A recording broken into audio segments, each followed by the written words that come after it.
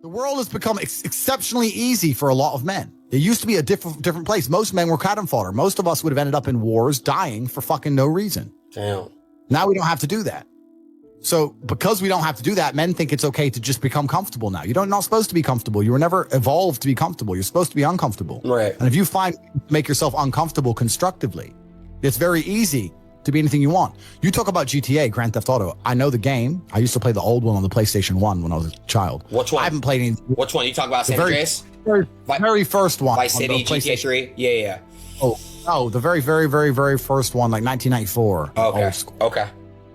But I've never played any of those games, but I find it amazing that people will sit there and spend all their time upgrading that character, making as much money as they can, getting the best guns, getting strong, getting some hoes, meeting important people, getting the best car. They'll do all that in a game, but they won't do it in real life. I find that incredible. Like my life is GTA.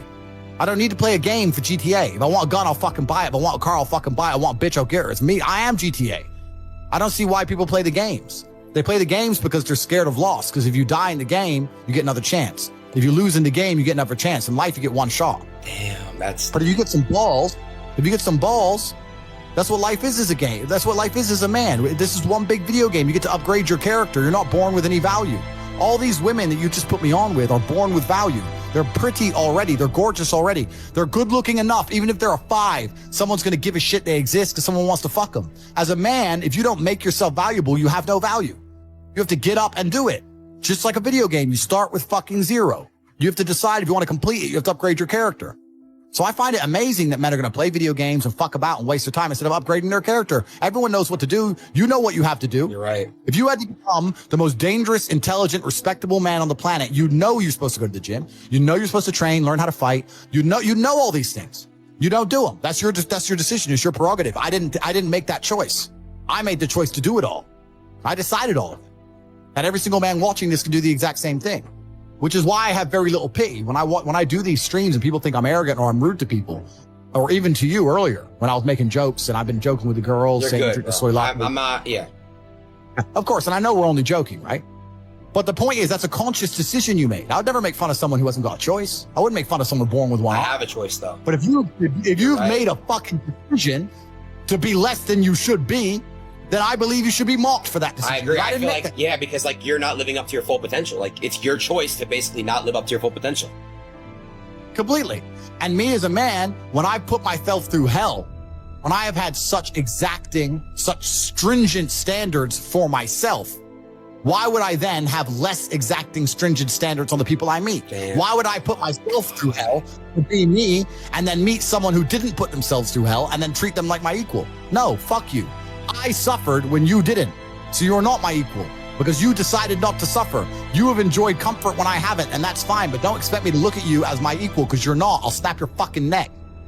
Andrew, that's the world. Andrew, I have like a lot of friends around me. They're like good friends. Don't get me wrong, like they're real friends, but like they're incredibly like lazy and they have so much potential. Like they could be big, they could be getting rich, all this shit, bro.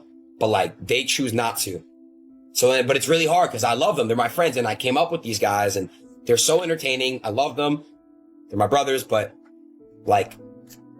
I understand, but there's something that's always kind of confused me. When I tell people that you are the sum of the 5 people you spend the most time with, everyone agrees. They go, yeah, that's probably true. The 5 people you spend the most time with, that's what you're going to end up like. They say, yeah, that's true. And then they continue to hang around with people who they don't want to be. Why?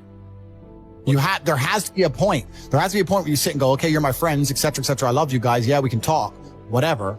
But I'm on a different life path. You have to leave some people behind.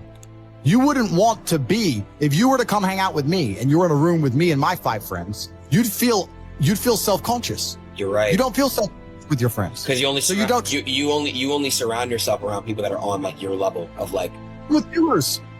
I'm with killers. We're fucking monsters. If you were to come hang around with me and my crew, you would be self-conscious. And that self-consciousness would motivate you, or they would certainly instill the discipline required for you to change. You don't feel self-conscious amongst your peers. That's why you don't change. If you were to get in a room and you're the only person who ain't a fucking monster, you'd want to become a monster. That's life. That's humanity. So I say this to people all the time. If you know you're the sum of the 5 people you hang around with, why you hang around with people you don't want to be? Nah, it's true, bro. I'm gonna tell you why, right? I was, Do you know who I Show Speed is? No. Other creator that's like obviously like in my space.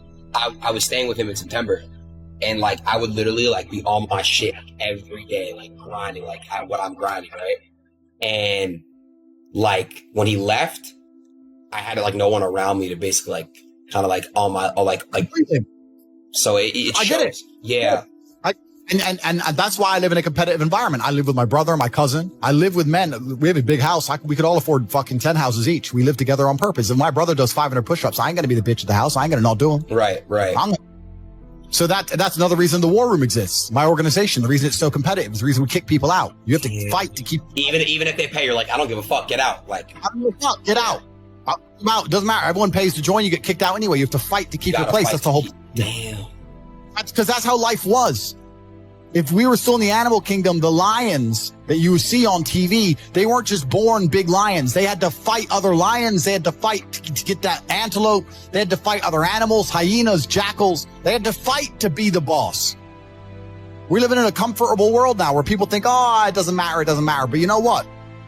To some degree, it does matter. It does matter. And I'll tell you who it matters to. It matters to your soul and it matters to God. I stand in the mirror with a pure heart. I know I am the best version of me that could possibly ever exist. I know that God is proud of me.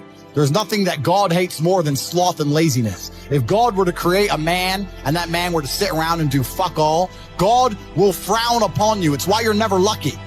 If you're listening to this and you think I'm never lucky, I'll tell you why, because God dislikes you because you're fucking lazy. Start to work. Start to show God the beauty of his own creations. You'd be amazed how lucky you'll become.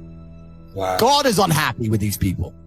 And inside their hearts, they're unhappy. We talk about depression, anxiety, all those things you mentioned earlier on this podcast. That comes from self-loathing. You loathe your own weakness. You loathe your own laziness. This is what all of these things are. I don't feel depression. How can I feel depression when I'm the most powerful version of me that I could ever fucking be?